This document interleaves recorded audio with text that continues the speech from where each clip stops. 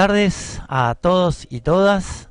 Les damos la bienvenida a este nuevo webinar organizado por Plan Ceibal, por el Departamento de Desarrollo en Centros Educativos, el programa Aprender Todos y la línea de trabajo de Ciudadanía Digital. Mi nombre es Pablo Pajés y los voy a estar acompañando durante esta hora que pensamos de diálogo, de intercambio con un amigo de la casa como Roberto Balaguer. Creemos que el tema de hoy que nos convoca, el tema del ciberbullying y la convivencia digital, es un momento muy oportuno para trabajarlo con él, para generar un espacio de diálogo, de intercambio, tanto con docentes como con referentes familiares que nos puedan estar acompañando.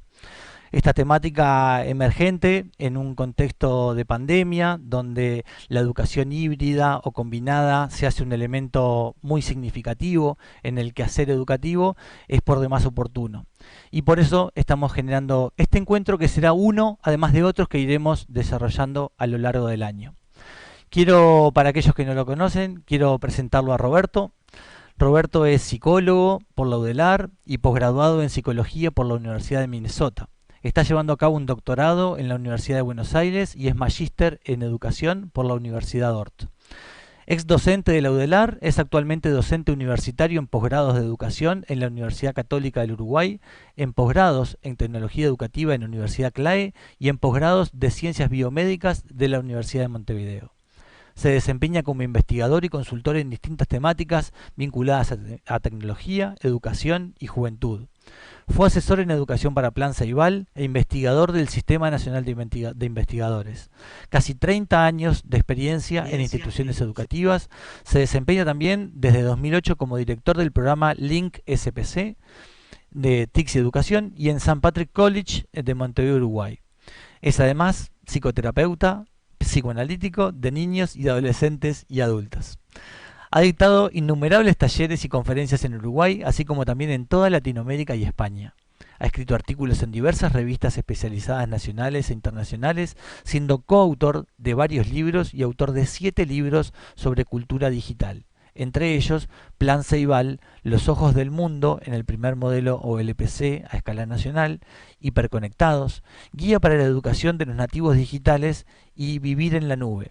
Adolescencia en tiempos digitales, siendo su primer libro de internet un nuevo espacio psicosocial, uno de los primeros textos en habla hispana referidos a los efectos psicosociales de la nueva cultura digital.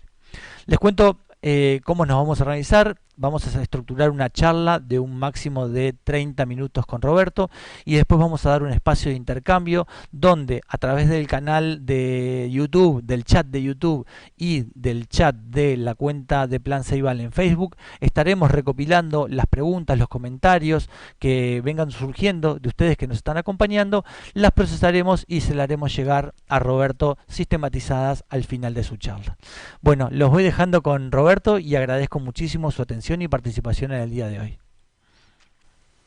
Bueno, muchas gracias Pablo por la presentación y por la invitación, nombre tuyo y de Plan Ceibal, para estar conversando sobre un tema que es de súper actualidad y que de hecho fue, esto no se dijo en la presentación porque no todo el mundo lo sabe, fue el tema que a mí me hizo meterme en la investigación sobre Internet y la cultura digital, porque por allá por el año 2000 empezaron los primeros esbozos de ciberbullying, ¿no? en lo que se llamaban los BBS, eran unos tablones de anuncios muy rudimentarios tecnológicamente, pero allí ya los chiquilines empezaban a decir cosas de los otros, empezaban a esparcir rumores, a ventilar intimidades, a decir cosas de los demás, y claro, imagínense año 2000, no había ni Facebook, ni redes sociales, ni nada, nadie entendía nada, ¿no? Y bueno, fue tan lindo no entender nada que eso y obligó y ayudó y me ayudó a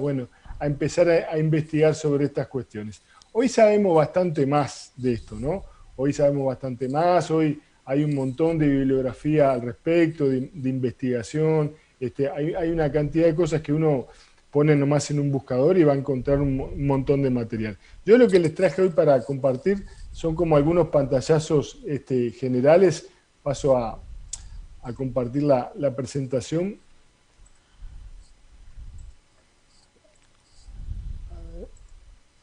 ¿Se está viendo ahí?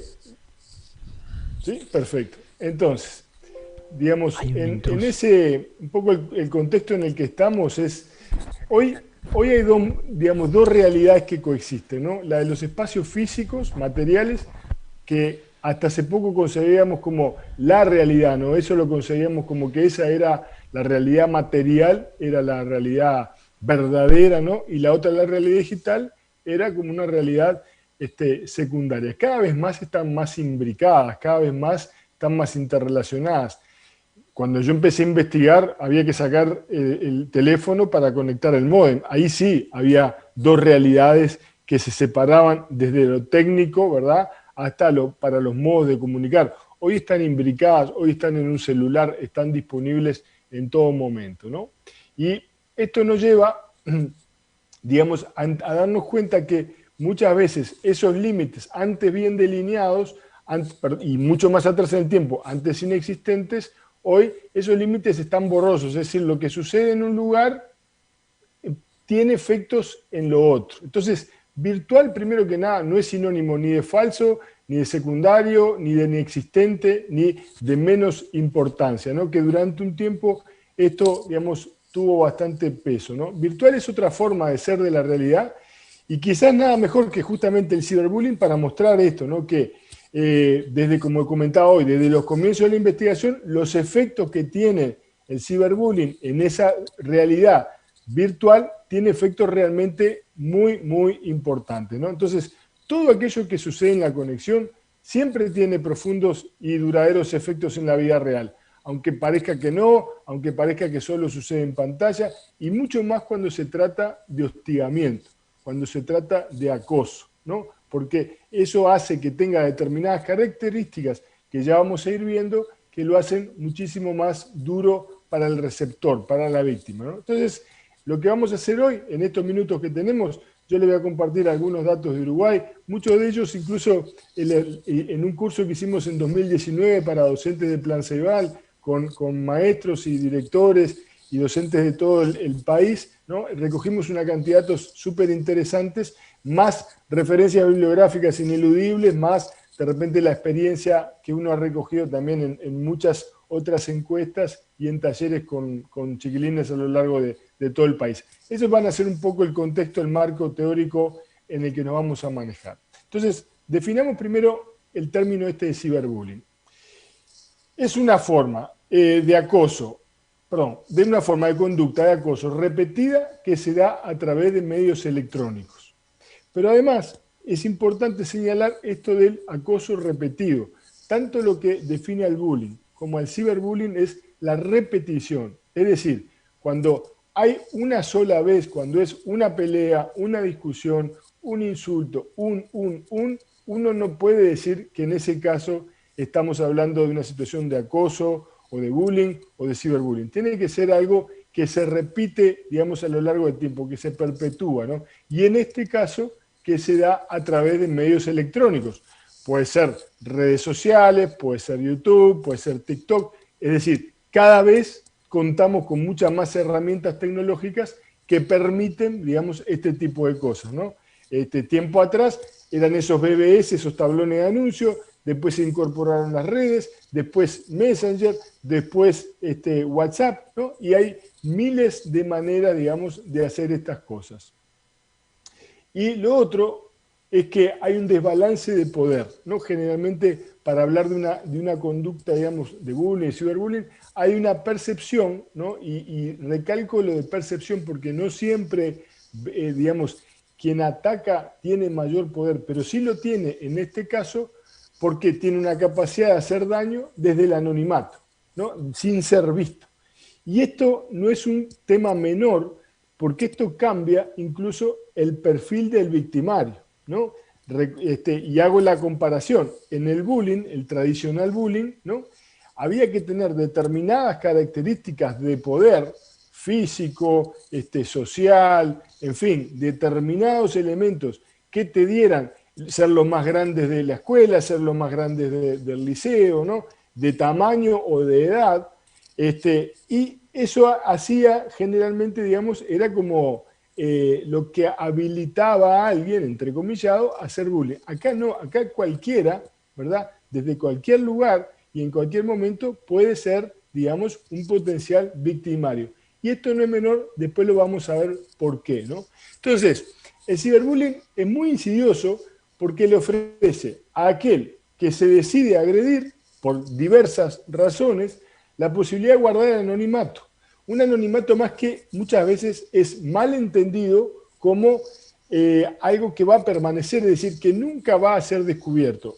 Abro paréntesis. Lo cierto es que, ¿no? Y esto hay que decirlo en las instituciones educativas. Miren, muchachos, por más que ustedes crean que usan una identidad virtual, por más que crean que lo hacen desde una cuenta anónima, si alguien se decide a hacer una denuncia y realmente eso toma curso, hay que ser realmente muy avesado tecnológicamente para realmente ser anónimo, ¿no? O sea, no cualquiera, aunque crean, digamos, que la cuenta es anónima, la gran mayoría, 99%, son fácilmente rastreables. Solo es el problema mayor que tenemos acá es que digamos, en los departamentos el departamento, me refiero, que reciben este tipo de denuncias, están saturados con otro tipo de denuncias que son consideradas de mayor peso.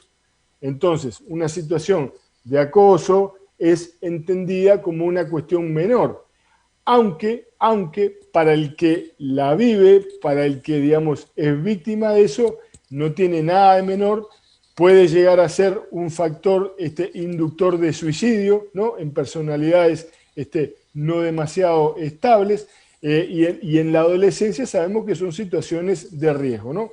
Entonces, volviendo a esta definición, el ciberbullying, decimos que es insidioso, le ofrece al agresor la posibilidad de esconderse y además de llegar a muchas mayores víctimas, ¿no? Y sin exponerse a una significativa amenaza de castigo. Y acá viene un primer tip, ¿no? Ya seguramente haya muchos docentes, directores, ¿no? Que dicen, bueno, ¿cómo hacemos? Y lo primero, ¿no? Y lo vamos a ver un poquito después, pero si no, por lo menos me gustaría que quedara claro, es que nosotros debemos decir que, bueno, lo que suceda en la conexión con, digamos, integrantes de la comunidad educativa forma parte del quehacer de la comunidad educativa, ¿no? Y esto es algo que hoy a mí me parece de perogrullo, pero en estos últimos 10 años he tenido infinidad de discusiones, charlas, intercambios con distintos docentes, padres, ¿no? de instituciones que, digamos, que muchas veces, digamos, se aducía aquello de que, como sucede fuera de la frontera, digamos, de la escuela, del liceo, del auto, de la institución, ¿verdad? No formaba parte. Sí forma parte porque, digamos, resulta algo que hiere, ¿verdad? Y que además genera conversaciones y rumores a la interna de la institución, ¿no? Entonces, decir nomás, enunciar que eso no es gracioso, que eso no es secundario, que eso no es algo solo de los gurises, por más que lo sea, ¿verdad? Y que si se pasa a determinada raya se van a tomar medidas, es un elemento muy importante porque en varios estudios la percepción que tienen los chiquilines es de que estas cosas nunca se atienden o no se atienden lo suficiente o no se les da la importancia que tienen, ¿no? Y muchas veces hasta llegan a decir, solo se toma importancia cuando esto le sucede de repente a un docente, ¿no? Porque tenemos casos también donde esta situación de acoso o de ciberbullying no se da entre pares, sino que se da desde esta situación de poder del anonimato, desde el estudiantado, desde el alumnado, ¿verdad? Hacia, por ejemplo, un docente, ¿no? Bien. Características bien diferenciales del ciberbullying. Primero, ¿no? La persistencia. ¿Qué quiere decir la persistencia? Que aquello que se publica de fulanito, menganito, sutanito, queda ahí hoy, 24 de mayo, mañana 25, el 25 de mayo del 2022 y el 25 de mayo del 2050, muy probablemente, a no ser que se haga todo un mecanismo, ¿verdad?, para tratar de borrar eso, ¿no? Pero persiste, lo va a ver mucha gente, ¿no? Entonces, no es lo que pasa en un aula, en un baño, en un recreo, que pasa ahí y simplemente sucede, y antes de las cámaras y antes de los celulares era una anécdota, era un relato. ¿Te acordás cuando fulano? ¿Te acordás aquella vez? Era un relato que uno no sabía a ciencia cierta si había sucedido o no. Hoy está la documentación y persiste, está ahí. Aquellos que están decididos, además, como segundo punto, a encontrar a alguien, es relativamente sencillo encontrar a las personas, ¿verdad? Encontrar aquel al que vos querés, digamos, hacer el acoso, entonces es relativamente sencillo. Es relativamente sencillo adornar ese acoso para que sea replicable, ya sea porque es gracioso, ya sea porque llama la atención, ya sea por diferentes razones, muchas personas, ¿no?, replican esa información, replican ese video, ese meme, ese mensaje, ¿verdad? Y esto hace que justamente persista mucho más. Y genera, el último punto, audiencias que pueden llegar a ser increíbles, monstruosas. Es decir, de una cosa íntima o una cosa semi-privada pasar a ser algo absolutamente público, ¿no? El caso quizás paradigmático es el de aquel mexicanito llamado Edgar, que fue de los primeros, de las primeras víctimas de ciberbullying, ¿no? Que hay está el video por ahí en YouTube, lo pueden buscar. Edgar se cae en la cañada, ¿no? Le sacan el soporte, estaba pasando como por un puentecito de madera, le sacan el tronco, Edgar se cae. Bueno, y durante mucho tiempo Edgar salía a la calle y todo el mundo lo conocía.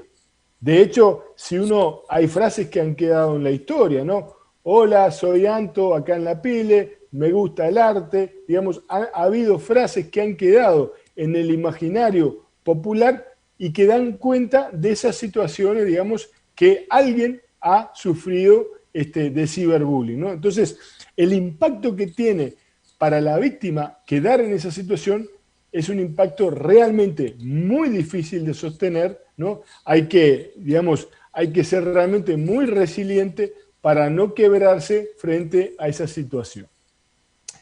Porque no hay espacio ni lugar donde esconderse. Si en el bullying a vos te pasaba algo en un liceo, en una escuela, en un club, siempre tenías la posibilidad de cambiarte. Del ciberbullying no hay espacio, no hay lugar donde esconderse. Pero además, si eso fuera poco, tampoco hay tiempo fuera. No es que no voy a la escuela, no voy al liceo, no voy al club. No, no puedo no ir porque eso está ahí y viene a mí.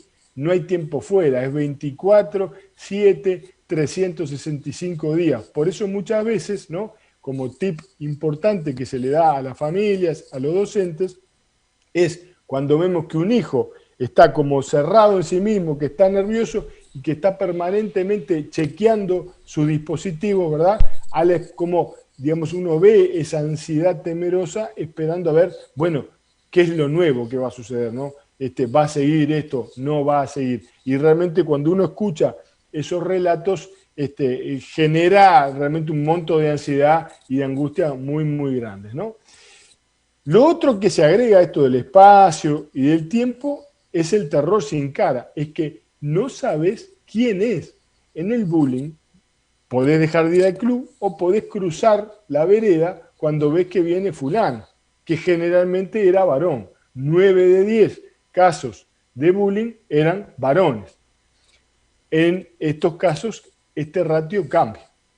Este ratio cambia y pasa a ser de 7 a 3 de niñas varones. Es decir, ¿por qué? Porque estas herramientas permiten que las niñas utilicen otro tipo, digamos, de instrumentos de agresión que no son las que suelen utilizar en el cara a cara. Por eso yo les decía hoy que el perfil también del victimario cambia. Pero además, muchas veces no se sabe quién es el que está haciendo eso, y no saber hace dudar de todo el mundo, ¿no? Y a veces, paradojalmente, no dudar de aquellos que son realmente los victimarios, ¿no?, que están enojados a veces por cosas nimias, que iniciaron esto por cuestiones secundarias, por pequeños enojos, por pequeñas rencillas y después las cosas se le fueron de la mano. Y acá me interesa en esto detenerme un segundo, porque si bien estamos hablando de todo esto, uno dice, bueno, pero esto es terrible, el victimario, el que hace eso es un monstruo. No, como yo siempre le digo en los talleres a los gurises, como siempre le digo en los talleres con padres, miren, por suerte, hay muchos más estúpidos que malos. Son muchos menos los malos, verdaderamente malos, con un perfil sociopático, psicopático, ¿no? que intentan realmente dañar, y son muchos más los que hacen estupideces, digamos, adolescentes, ¿verdad? Que no miden, justamente porque si hay algo que hace el adolescente es fallar en la planificación, fallar en la anticipación, fallar muchas veces también hasta en la propia empatía de cuál va a ser el impacto que va a tener eso en los otros, ¿no? Esto no quiere decir que no haya un segmento que por suerte es menor, al menos en mi experiencia, que es de aquellos que sí, que realmente hacen todas estas cosas muy, digamos, muy pensadamente, muy fríamente, muy calculadamente y de forma bastante terrible que pueden llegar a hacer un daño, pero realmente, pero de esos daños que uno dice, bueno, no fue una peleita, no fue una discusión, sino que realmente puede dañar una identidad y hasta una dinámica familiar. Bien. Se genera con todo esto el efecto coliseo, porque pasan estas cosas, alguien ataca, alguien recibe eso y lo empieza a ver todo el mundo. Y la gente empieza a conocer a un fulano, a una mengana, a un Juancito, a una Lucía, ¿no? Que antes era un desconocido y hoy todo el mundo lo conoce y no tiene de vuelta, ¿no? El lugar donde salir, no hay forma, digamos, de desligar su identidad de eso que está pasando en el mundo digital. Y hoy, para un chiquilín, para un joven, ¿verdad?, que su identidad digital quede tocada, es gravísimo. Es gravísimo porque, digamos, son sus modos de presentación, son sus cartas, digamos, diplomáticas en el mundo social, ¿no? Cuando alguien se conoce, se habilita a seguir por Instagram, se acepta o no, digamos, hay como determinados códigos de generación de intimidad en lo social que pasan muchos de ellos por las redes sociales, ¿no? Entonces, tenemos espacio, tiempo, ¿no? Tenemos un terror sin cara y sabemos que son muy pocos los que realmente conocen a las víctimas. En algunos estudios se habla del 85%. Miren, en mis datos, solamente el 5% conocía realmente quién le estaba haciendo eso, ¿no? Y la sensación de no saber quién te está haciendo eso es bastante terrible. En general, quien te hace eso, si estamos en Uruguay, no es alguien que viva en Singapur, no es alguien que viva en Francia, no es alguien que viva siquiera en Tacuarembó, si estamos en Montevideo, ¿no? O si estamos en Tacuarembó, no es alguien que viva en Montevideo, sino que muy probablemente es alguien que esté muy cercano. Puede ser al lado tuyo, en la otra clase, una clase más arriba, en el club, frente a tu casa. O sea, una situación de estas de acoso, generalmente hay un conocimiento del victimario a la víctima, porque, digamos, nadie se toma el trabajo de acosar a alguien per se, o sea, no, eso sería muy raro que sucediera, no digo que no suceda, pero en general, digamos, hay un conocimiento, ¿no? Hay algo que lo moviliza a la persona, ¿verdad?, para atacar al otro en ese lugar. Y todo esto, ¿no?, tiene como un gran efecto de vergüenza, ¿no?, producto de esas audiencias multitudinarias, la persistencia de la publicación, que hace que muchas veces esto se traduzca en trastorno de ansiedad, en depresión, ¿verdad? Y llegado al extremo, ¿por qué no también, sobre todo en personalidades más vulnerables, a una situación de suicidio?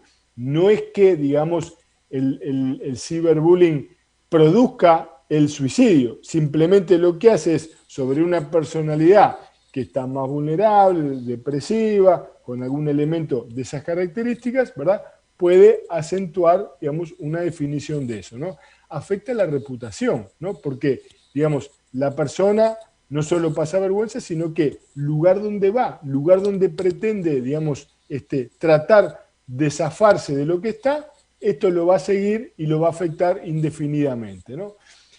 Como le decía hoy, esto sucede en las redes sociales, en WhatsApp, sucede en donde ustedes quieran, Messenger, Facebook, TikTok, lo que sea. ¿Forma parte de los problemas de la comunidad educativa?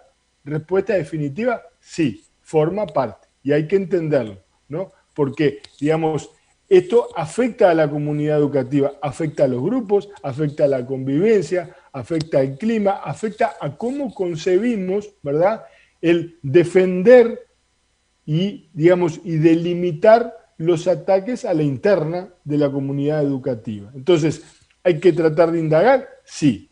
¿Hay que tratar de orientar? Sí. ¿Hay que sostener? Sí. ¿Hay que fijar límites? Sí. Sí, sí, sí. ¿Es difícil? También sí, ¿verdad? Porque estamos mucho más acostumbrados a lo material, al cara a cara. Pero hay que traer ese mundo, digamos, que está allá, que parece que está en la trastienda, hay que traerlo para acá para hacerlo visible, ¿no? Entonces, parte de la clave es unir ambos mundos, hacerlo formar parte de uno solo. Mirá, lo que está pasando allá forma parte de lo de acá, vamos a hablarlo acá. Ya que ahí no podemos hablarlo, vamos a hablarlo acá. ¿Quiénes participan en esto? Bueno, para entender un poco las dinámicas, tenemos los dos grandes protagonistas que son la víctima y el agresor. Pero en las dinámicas institucionales es muy importante entender los otros personajes. Tenemos los seguidores, que son fundamentales porque sin seguidores, ¿verdad?, el agresor, el victimario, muchas veces no es nadie, porque, digamos, no tiene su brazo ejecutor, no tiene el respaldo, tiene los partidarios, que no son estrictamente los seguidores, pero sí están a fin de que a esa víctima se le haga algo. Los espectadores, que son falsamente neutrales porque, digamos, el no hacer es hacer que esto suceda, es permitir que esto suceda. Después tenés los potenciales posibles defensores, que algunos tienen miedo, otros no quieren ser carne de cañón, entonces no se meten, ¿verdad? Y tenés algunos pocos defensores, que si se activan y son suficientemente fuertes, traen posibles defensores y pueden desbalancear esto, es decir, mirá, en esta institución, en esta clase, en este nivel, en ponga usted lo que quiera, esto no lo aceptamos, no está bueno. ¿Querés que te ayudemos? Y esto que parece una tontería, muchas veces funciona. ¿Por qué? Funciona sobre todo con lo que yo dije, con los estúpidos, no con los malos. A los malos no los vamos a convencer con esto. Pero los que hacen estupideces porque en realidad están buscando su lugar en el grupo y no saben cómo y encontraron esa beta, podés llegar a cambiarlo, porque le estás diciendo, mirá, estas reglas del grupo son estas reglas de cuidado, nos cuidamos todos, incluso más, te vamos a cuidar a vos también. Si viene alguien y te ataca a vos también, si viene alguien y dice cosas de vos, también te vamos a defender. Pero tenés que cambiar eso porque no está bueno, no lo aceptamos. ¿Quiénes participan entonces? Los partidarios, los espectadores pasivos, los que están de acuerdo, los que no están de acuerdo, los potenciales defensores pasivos y esos defensores activos, ¿no? Nos preguntamos también cómo influyen los padres y los sociales y el medio social. Muchísimo.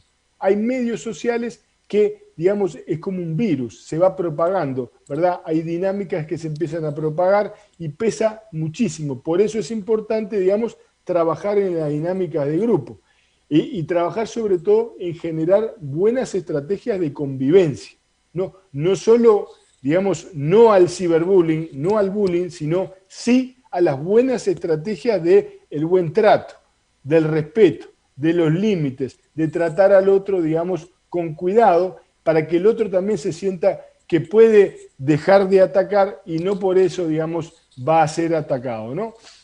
Los adolescentes que ven que se permite eso, es decir, que los adultos permitimos, ¿no?, se van a ver más propensos a actuar de esa manera, ¿no? Entonces, cuando se ve que hay límites claros frente a eso, que hay sanciones, que esto no es broma, que esto no es solo cosa de los gurises, muchas veces, digamos, se pone marcha atrás. Ciberbullying en tiempo de pandemia es muy parecido. Hay que evitar que se contagie, hay que frenar los brotes, ¿no? Y hay que modelar con el ejemplo.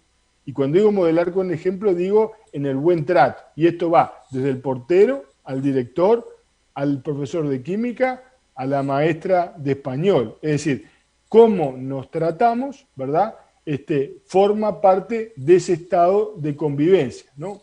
Como le decía, muchas veces lo que estos jóvenes, los victimarios, están buscando su lugar y no saben cómo hacerlo, ¿no? Por eso es muy importante trabajar en los climas escolares. ¿Se puede generar climas buenos de convivencia? Sí, se puede, pero, digamos, hay que estar cerca, ¿no?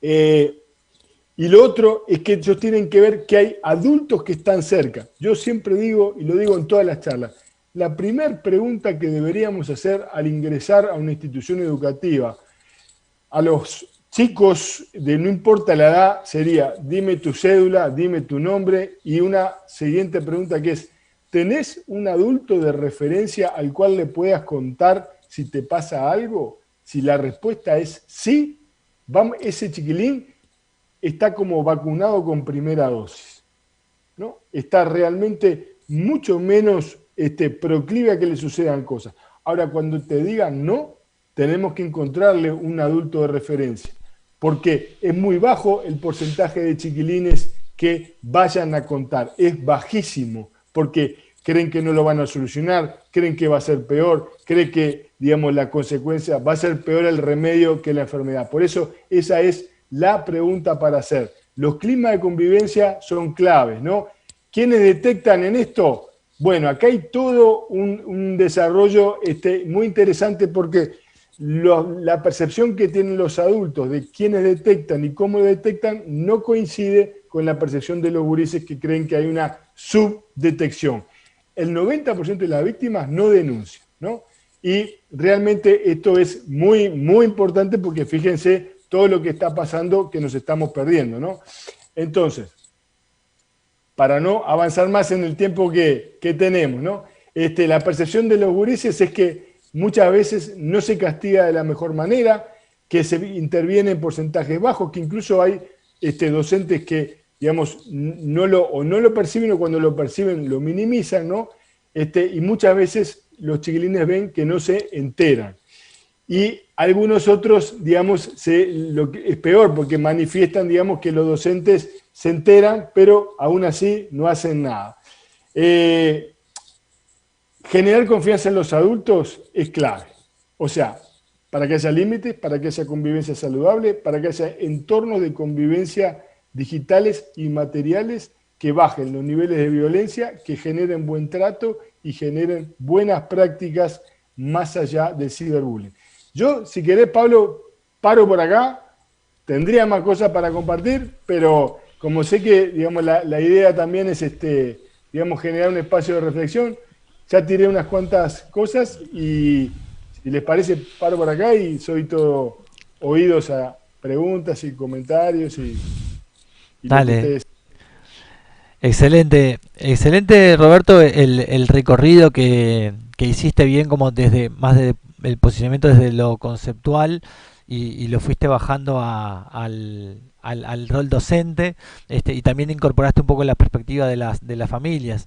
Yo he seguido un poco el chat de YouTube, se me pierde un poco el de Facebook eh, y aparte de los agradecimientos de referentes de todo el país, porque han agradecido desde Artigas, Soriano, de todos lados, y buenas reflexiones. Hay muy buenas preguntas en relación también a pistas, ¿no? A cómo procesar ese abordaje. Y antes de pasar a comentar, o sea, a pasar de las preguntas sistematizadas, lo que es claro es que el mundo de lo digital nos hace también tener la necesidad de generar nuevas coordenadas, ¿no? Nuevas coordenadas de uso, nuevas coordenadas que nos permitan visualizar que lo real y lo virtual ya son lo mismo, como tú lo planteabas en un primer momento, y que hablar de ciberbullying, ya lo ciber o sea, es bullying, ¿sí? El ciber nos da ese aditamento de 24/7, pero termina siendo y el abordaje necesario como bullying. Y ahí aparecían algunas reflexiones dentro del chat de YouTube, en referencia a que también al mundo adulto le falta también un conocimiento de esas formas de relacionamiento en lo virtual, en el mundo de lo virtual, ¿no? Cómo nos relacionamos en las redes, mencionaban los grupos hasta de WhatsApp como lugares de relacionamiento. Así que te voy a compartir algunas preguntas que, que ordenadas de esta forma te las voy a ir pasando. Dice, ¿cómo podemos ayudar desde la docencia? ¿Existen herramientas concretas para trabajar el tema? Eso pregunta Laura.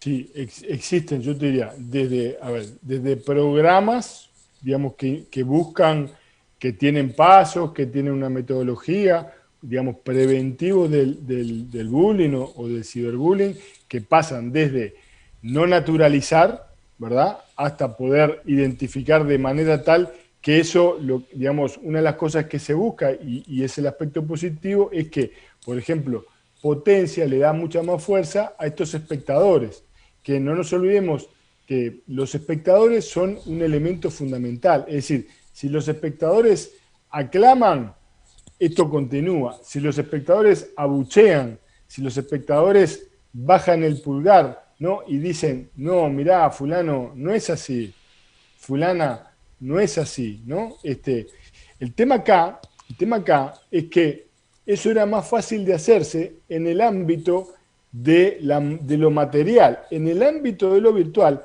no tenés a una fulana o a un fulano para decirlo, porque todos sospechan que es fulano y mengano. Y a veces es cierto, muchas veces, y muchas veces no. Entonces, ahí tenemos algunos de los problemas que diferencia a bullying de ciberbullying, ¿no? O sea, justamente esta dificultad de identificar al victimario. Pero decir, miren, las reglas con esto van a ser claras, si esto se avanza, vamos a hacer una denuncia, ¿no? Pero en esos términos, porque realmente hay que entender que aquel que es acosado sistemáticamente la pasa muy, pero muy, pero muy, pero muy mal, ¿no? O sea, realmente muy mal, ¿no? Nadie quiere estar en ese lugar, nadie, ni grande, ni chico, ni mediano.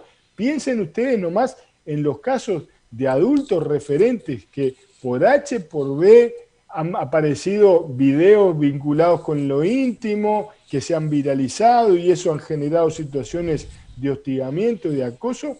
Realmente nadie quiere estar en esa situación. Entonces, se necesitan como leyes, reglas, regulaciones, marcos que digan, esto no lo vamos a permitir. Vamos a avanzar y vamos a preguntar y vamos a seguir molestando y juntándonos hasta que vayan apareciendo, para que no se genere esa sensación de impunidad, de que como eso pasa en las redes, como pasó en TikTok, en YouTube, o lo que tú quieras, digamos, se va a perder y nadie le va a dar pelota. No, no, lo vamos a traer acá, lo vamos a visibilizar, lo vamos a sacar del mundo virtual, lo vamos a poner sobre la mesa de lo material y vamos a decir que esto afecta a la convivencia de la comunidad y por tanto es tema para tratar.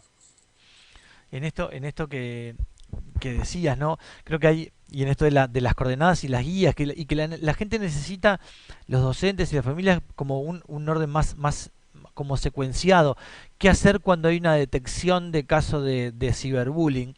Y hay una pregunta de Alejandra que dice, perdón, a ver si es de Alejandra, no, perdón, era de Verónica. Dice, ¿cuál es la prioridad en estos casos cuando se detecta? Si hacer un abordaje primero con las familias o con los alumnos. Y en el caso de con los alumnos, si es que cómo se debe trabajar o cómo sugerís trabajar a nivel de los alumnos sin dejar expuesto o expuesta a la persona que está desarrollando o ejerciendo el bullying. Bien, justamente, ¿no?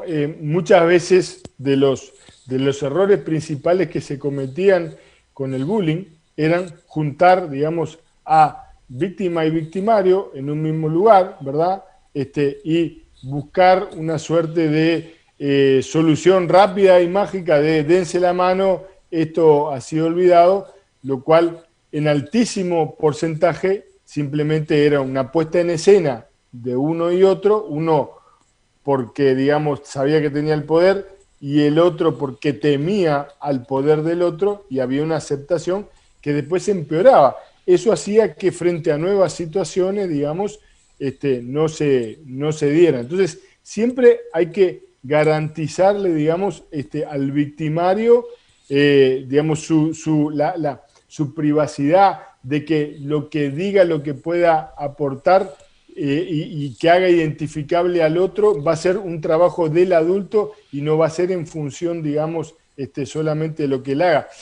Hay mucho, digamos, de mediación, hay mucho de investigación, hay mucho artesanal, pero sobre todo, Pablo, hay mucho de conocer a los grupos, ¿no? Es decir, de estar cerca de los grupos para entender las dinámicas, ¿no? Para entender las dinámicas y entender, digamos, quiénes son aquellos que por H, por B, digamos, porque, a ver, el victimario también generalmente es una víctima de otras cosas. Nadie es victimario porque se le ocurre, porque un día se levanta y dice, bueno, hoy voy a acosar gente, ¿no? No es un deporte, no es un hobby, ¿verdad? Es simplemente una manera de manejar un malestar, es una manera de manejar un malestar psíquico de una forma equivocada, de una forma patológica, pero no deja de ser eso, es decir, el victimario, ¿no? Y acá hay dos bibliotecas, están las bibliotecas que son altamente culpabilizantes del victimario, que lo transforman en un personaje narcisista, sociópata, psicopático, ¿no? Y aquellas otras que dicen, bueno, algunos de estos sí son, y muchos otros simplemente tienen inadecuadas estrategias para ubicarse en un rol de liderazgo. Me ha tocado ver en instituciones donde aquel que digamos que es un bully, en realidad es un líder que sufre enormemente el sostener ese lugar de líder y la única manera que encuentra es, digamos, a través de eso como de amedrentar. Que si uno lo conversa y lo habla, no digo que el tipo se vuelva lazy, ¿no? Pero cambia radicalmente. Cuando uno le garantiza, mirá, vos tenés otros atributos que te van a permitir seguir teniendo tu lugar de privilegio, pero no necesitas denigrar a los demás. Es un plus que está de más, que te resta, porque hay muchos otros hay muchos que te aplauden, pero hay muchos otros que sin decírtelo están esperando que tú te vayas, están esperando que tú, digamos, no formes parte de esta comunidad educativa, ¿no? Yo creo que no hay una fórmula, como siempre en estas cosas no hay una fórmula. A veces hay fórmulas, en el caso del bullying era mucho más sencillo, cuando los límites eran muy claros, muy fijos, y alguien con mayor poder actuaba sobre el victimario, el 90 y pico por ciento de los casos desaparecía, ¿verdad? Porque el bully también está buscando muchas veces que alguien le ponga un freno, solo que no siempre encuentra ese freno porque lo que encuentra muchas veces es miedo, ¿no? El problema acá en el ciberbullying es que tenés anonimato, tenés muchas más herramientas para hacer daño, mucho más indirectas, ¿no? El bullying es mucho más directo, el ciberbullying es mucho más indirecto, se hace a través de otras cosas, de otros mecanismos de exclusión, de esparcir rumores, de ventilar intimidades, de dejar fuera de grupos, de generar eventos donde esta persona puede llegar a ser invitada a un evento inexistente. Es decir, hay muchísimas más herramientas para hacer mal, pero básicamente tiene que haber adultos que sean referentes, tiene que haber conocimiento de los grupos y tiene que entenderse que estas dinámicas en determinadas edades, ¿no? Pasan, digamos, de esa lógica de encontrar tu lugar en el grupo a volverse patológica y si podemos, digamos, reencuadrarlo, bajar los decibeles, podemos hacer que esos grupos, digamos, vuelvan. Pero ahí se precisan generalmente equipos, digamos, de apoyo, psicólogos, asistentes sociales a veces para entender por qué el victimario no está haciendo eso, porque créanme que yo, por ejemplo, adhiero mucho más por experiencia, ¿no?, a la teoría de que el victimario también es un sufriente. ¿no? Digamos, entonces hay que tratar de, digamos, como desestructurarlo de ese lugar y es posible, ¿no? Salvo en aquellos casos donde está frente a personalidades muy complejas, pero ahí ya estamos hablando, bueno, de una psicopatología importante. Roberto, hay muchas consultas docentes y escuchándote y tratando de asociar y viendo las demandas por dónde vienen. Planteabas que es indispensable para el desarrollo del ciberbullying, planteabas indispensable la audiencia y planteabas indispensable un sujeto agredido, que se muestre agredido, que se muestre con el dolor de la agresión. O sea, dos elementos constitutivos del proceso de ciberbullying: la audiencia que festeja o celebra o se ríe, y el sujeto afectado que expresa de algún modo ese dolor. ¿Hay estrategias o herramientas que se puedan desarrollar?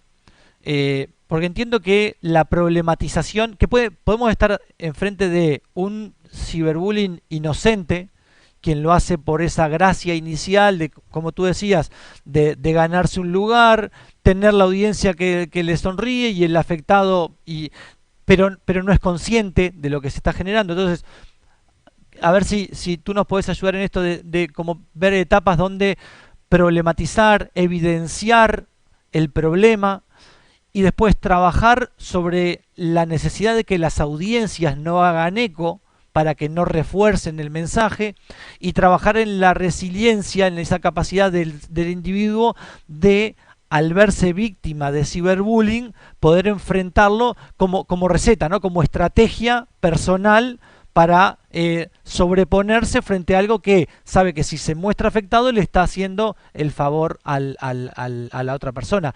¿Qué te parece? O sea, sobre esa línea argumental, si te parece, si no, pienso en clave las demandas que provienen de los docentes. Pensemos primero, ¿no? Que del 100% de las situaciones llegarían a los adultos entre un 10 y un 20, ¿no? Supongamos. Entonces, ya tenemos otra cantidad de situaciones que nos pasan desapercibidas. Entonces, es un número muy alto. Digamos, tendremos que empezar por ahí. Yo te diría, bueno, tenemos que empezar por generar mejores mecanismos de detección. ¿Cómo se generan? Con un referente adulto, cercano, que sepan que frente a cualquier cosa pueden acudir a él, y esa situación va, si no a solucionar, va quizás a mejorar, pero jamás va a empeorar. ¿Sí? Entonces, una vez que estamos ahí, se puede dar curso, digamos, a esa situación problemática. Paralelamente, nosotros esto de las audiencias hay que trabajarlo, porque las audiencias son las que sostienen. Sin audiencia, sin auditorio, no hay, digamos, es muy difícil que haya ese bullying. ¿Cómo es el auditorio en el ámbito del ciberbullying? Es replicando, es compartiendo, ¿verdad? Poniendo me gusta, es mostrándoselo de uno a otro, pasándoselo. Cuando uno es consciente que hoy es él, pero mañana podés ser tú el que está ahí, ¿verdad? Es una forma, digamos, de vuelta, de decir, de establecer las reglas de juego de los grupos, de decir, muchachos, yo lo he visto eso y funciona bien, decir, mirá, fulano y mengano se van, o sea, se les va la moto, no entienden. ¿Cómo hacemos, verdad, para que entiendan que nuestras reglas de convivencia son estas y las que queremos son estas? Bueno, ahí tenemos como adultos ayudar a generar esos espacios, ¿verdad? Porque convengamos también que cuando hay todo un grupo, ¿verdad?, que se vuelve ya no espectador pasivo o indiferente, sino espectador activo, ya la lógica cambia, ya la lógica de poder cambia. Entonces, la herramienta principal es esa, es cambiar justamente ese sistema de poder que está atribuido primariamente al victimario. Cuando vos generas una lógica de adulto de referencia, de reglas claras, de que vamos a seguir avanzando en esto, vos ves que en muchos casos esta situación ya afloja, desaparece, no vuelve a suceder. Porque ya hay, digamos, hay un control, hay un límite que ya tiene que ser alguien muy temerario para pasar eso. No quiere decir que no suceda. Si sucede, seguramente estamos hablando de estos clase B, o sea, de estos que son realmente los complicados, ¿no?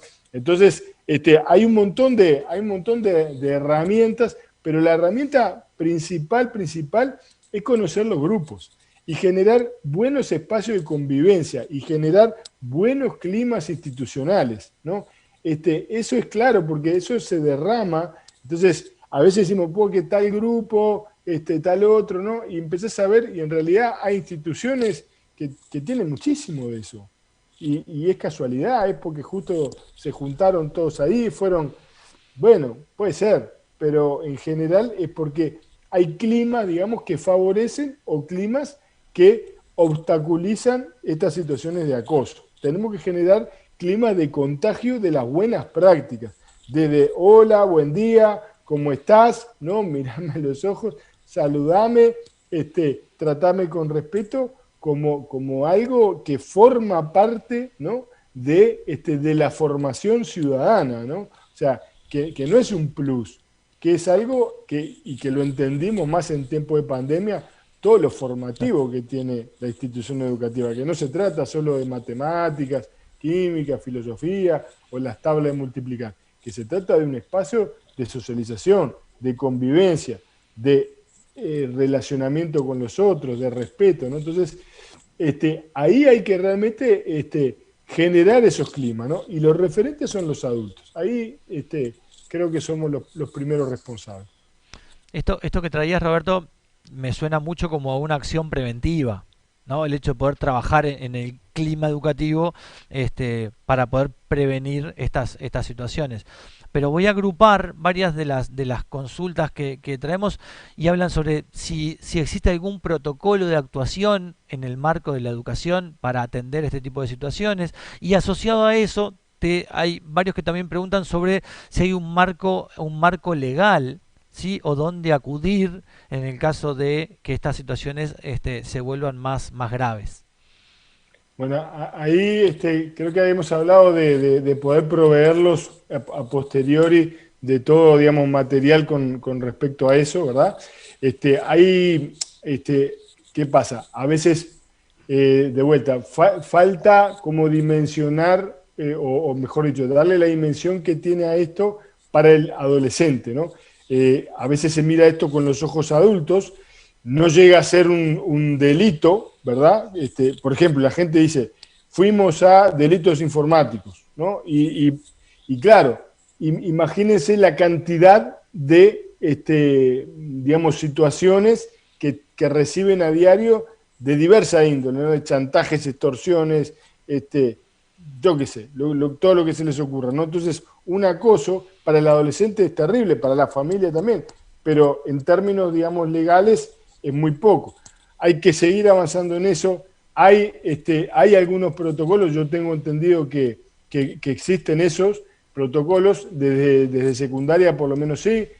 No recuerdo si ahí están en primaria, honestamente, pero podemos, digamos, relevar eso. Pero, digamos, no hay que dudar ahí de darle dimensión. Es decir, no es cosa de gurises. Digamos, si hay que llamar a la inspección y hay que llamar a los equipos, hay que hacerlo, porque son cosas que dejan huella, ¿no? Una de las cosas, digamos, que puso sobre el tapete el acoso, el ciberbullying allá por los años 80, ¿no? Fue que, digamos, no es algo que suceda y pasa, ¿no? Es algo que sucede y deja huellas duraderas, deja huellas en la identidad, deja huellas realmente. Recordarán ustedes la película Relatos Salvajes, si no la vieron, véanla, comienza, no le voy a spoilear, digamos, el primer cuento, pero empieza con una situación de esa, ¿no? Es decir, esto no se olvida porque es un momento, digamos, donde la identidad se está forjando, donde, digamos, las personas están tratando de ser lo que pueden ser, y esto muchas veces, digamos, deja una herida grande, que bueno, que no siempre se recupera. Uno ve gente muy grande y muy grande que se sigue acordando, ¿verdad? Con con mucha virulencia y con mucha fuerza de esas situaciones. Entonces, por eso es que, digamos, tomó ese estatuto de, digamos, de una dimensión psicopatológica, porque lo tiene, es decir, no es solo cosa de relacionamiento, ¿no? Es algo que deja huellas duraderas y que, digamos, hace que la persona, digamos, viva una situación traumática, ¿no? Y acorde a eso después operará de una manera, de otra. Hay gente que se separa absolutamente de esos grupos y no quiere saber más nada, y hay otra que vive fantaseando, ¿no? Con el regreso.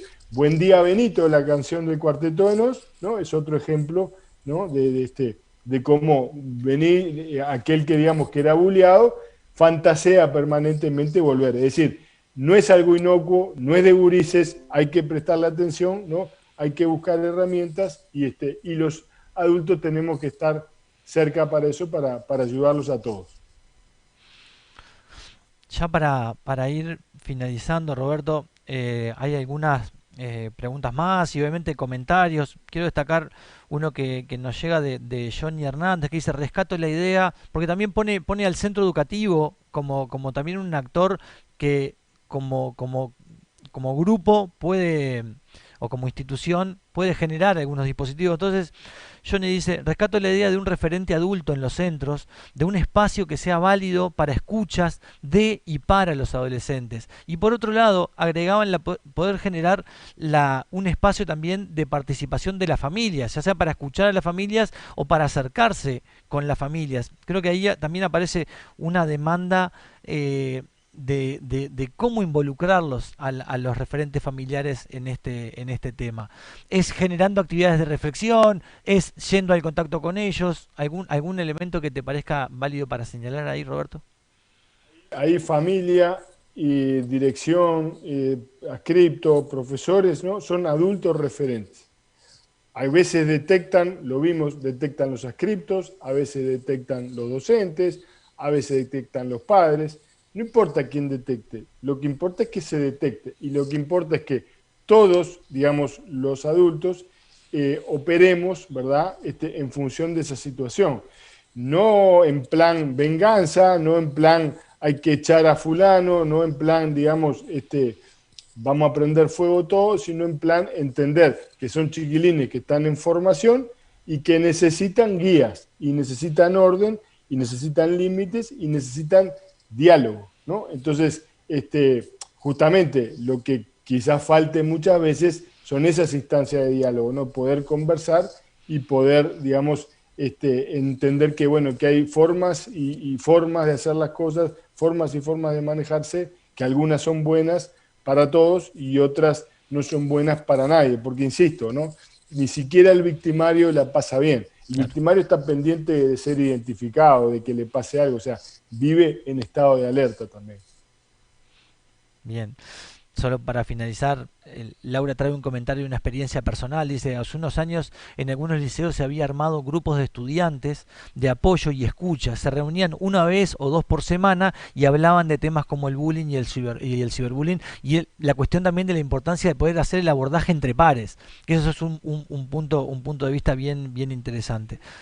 Eh, Totalmente, porque esto es una cosa de los gurises y muchas veces son los gurises los que denuncian la situación. Vienen dos o tres y dicen, mirá, fulano le está pasando eso, pero no lo quiere decir porque no sabe, porque tiene miedo, porque bla, bla, bla, bla, ¿no? Entonces, digamos, por eso hay que generar esos canales de comunicación, para que haya, para que todos tengan un adulto de referencia, ¿no? Para que todos puedan ir a ese adulto y confiarle esa situación. Con eso ganamos el 50% de los partidos, ¿no? Con esa pregunta tan básica, ¿no? Y tan sencilla, es decir, ¿tenés un adulto de referencia? ¿No lo tenés? Bueno, te lo proveemos, ¿no? ¿Tenés mutualista? No, bueno, tenés tal asistencia, ¿no? ¿Tenés tal cosa? No, tenés, esto es lo mismo, ¿no? Tendría que ser así, la primer pregunta, ¿tenés un adulto de referencia? El adulto de referencia puede ser la madre, el padre, un tío, un profesor de química, el portero, el kiosquero. A mí no me importa quién es, me importa que haya. El problema es cuando no hay, porque ahí es donde los gurises tratan de resolverlo solos y generalmente la forma de resolver las situaciones terminan empeorando la cosa. Ahí como resumen, Roberto, me queda destacar la importancia de las acciones preventivas, de los espacios de diálogo, de discusión, de los docentes con los estudiantes, como forma también de mitigar la emergencia de esos actores que después son perpetradores del bullying. Y después sí, estrategias concretas, obviamente de abordaje, que también surgieron hoy en la charla. Creo que por mi parte y de parte de todos quienes que han estado participando, agradecerte muchísimo, Roberto, este encuentro, esta hora que dimos para poder dialogar sobre este tema. El tema de la convivencia digital nos va a tener en nuevos y sucesivos encuentros a lo largo de este año. Vamos también a poder hablar sobre el bienestar digital en breve. Y entonces, bueno, quería en nombre nuestro, de Plan Ceibal, de nuestro departamento y de todos quienes estuvimos participando, agradecerte mucho, Roberto, la participación. Esos materiales que dijiste que se podrían disponibilizar, invito, tú nos los puedes hacer llegar y nosotros les cuento a quienes nos están acompañando que Ceibal tiene un micrositio de ciudadanía digital donde hay un repositorio de distintos elementos, recursos para trabajar en clase, videos para reflexionar con los estudiantes, con los y las estudiantes. Ustedes ponen ciudadanía digital Plan Ceibal y les va a salir ahí directamente ese lugar, ese sitio web donde podrán encontrar los materiales, y ahí ya comprometemos a Roberto a que nos pueda enviar algún material y va a quedar disponibilizado, o si no, en la página de Roberto, que también es robertobalaguer.com. Creo que es así, Roberto. Correcto. Roberto, te dejo para que le hagas el saludo. Un gusto, Pablo. Un gusto estar acá aportando para pensar y reflexionar y abierto a consultas también a través de la página, con gusto, consultas, situaciones. Sé que por ahí capaz que hago un adelanto, capaz que este año volvemos a hacer una remake del curso que hicimos en 2019, así que tuvimos 222 docentes, una cantidad. Ojalá podamos hacerlo, pero con gusto, situaciones en las que, digamos, les parezca que uno puede aportar alguna luz, de material, bibliografía, con gusto contacten y bueno, y abierto a nuevos encuentros, Pablo. Así que el agradecido soy yo. Excelente, Roberto. Muchísimas gracias. Y bueno, y con todos ustedes nos estamos viendo a la brevedad. Muchas gracias por acompañarnos.